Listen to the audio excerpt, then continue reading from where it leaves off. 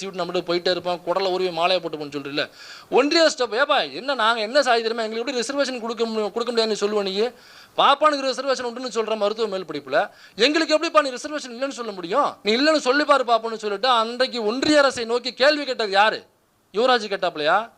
இல்லை நம்ம ஐயா ராமதாஸ் ஐயா கேள்வி கேட்டாரா? ராமதாஸ் ஐயா லேட்டாக தான் கேட்டார், உடனே கேட்கல. அன்றைக்கு ஓபிசிக்கான ரிசர்வேஷன் மருத்துவ மேல் படிப்பில் கிடையாது என்று சொல்லும் பொழுது முதலாக நாடாளுமன்றத்தில் குரல் எழுப்பியவர் தலைவர் தொல் திருமாவளவன் அவர்கள். அன்னைக்கு எந்த யுவராஜும் போல, எந்த ராமதாஸும் போல, எந்த அன்புமணியும் போகல.